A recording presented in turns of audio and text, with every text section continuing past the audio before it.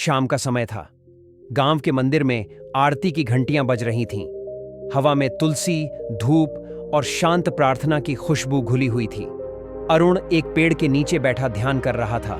उसके चेहरे पर एक गहरी शांति थी, जैसे हर सांस उसके भीतर भगवान के होने की गवाही दे रही हो।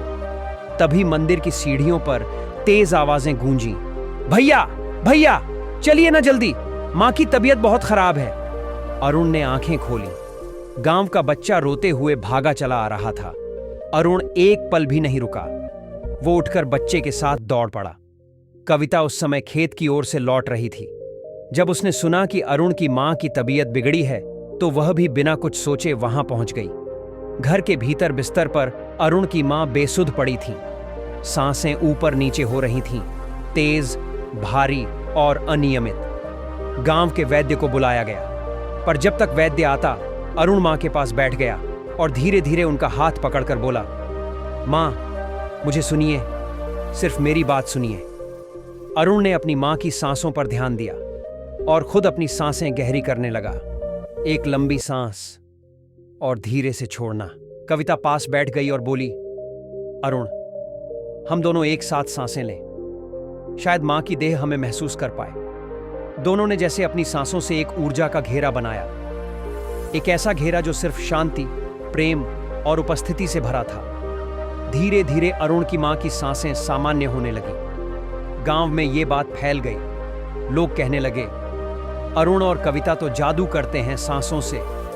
पर अरुण मुस्कुराता और कहता, जादू नहीं, बस मन को सांस से जोड़ दो तो ईश्वर की आवाज सुनाई देने लगती है। अगले दिन गांव में एक सभा हुई। पुराना साधु बाबा गांव में आए थे। उन्होंने लोगों से कहा, बचपन में जब बच्चा रोता है तो मां क्या करती है? उसे छाती से लगाती है और खुद गहरी सांस लेती है। बच्चा मां की सांसों की लय से शांत हो जाता है। जब तुम खुद शांत हो जाओ तो तुम्हारे आसपास के लोग भी वैसी ही ऊर्जा महसूस करते हैं। सांस सिर्फ शरीर का हिस्सा नहीं है, यह तुम्हारा चेतन और अवचेतन मन जोड़ने का सेतु है। साधु बाबा ने फिर एक प्रयोग करवाया। उन्होंने सबको आंखें बंद करने को कहा। अब सिर्फ अपनी सांसें सुनो, ना भविष्य की सोचो, ना भूतकाल की, सिर्फ अभी की सांस, ये जो आ रही है और जो जा रही है। लोगों ने आंखें बंद की। कुछ ही देर में बहुतों के चेहरे पर आंसू थे। बाबा बोले, जो रो रहा है वो खुद से मिल गया है, जो मुस्कुरा रहा है उसने ईश्वर को महसूस किया है। सभा के बाद कविता चुप थी। अरुण ने पूछा, क्या सोच रही हो? कविता बोली, जब मैं अपनी सांस पर ध्यान देती हूं तो मुझे लगता है कि मैं बहुत समय से खुद से भाग रही थी और अब मैं पहली बार खुद को पकड़ पाई हूं। अरुण बोला, तुम्हारी सबसे बड़ी साधना यही है, खुद से मिलने की हिम्मत। फिर एक दिन गांव में एक मेहमान आया, शहर का डॉक्टर, जो योग और मनोविज्ञान पढ़ाता था। उसे जब अरुण और कविता के बारे में पता चला तो उसने कहा, आप दोनों को शहर आकर लोगों को सिखाना चाहिए। आपने वो समझा है जो किताबों से नहीं सीखा जा सकता।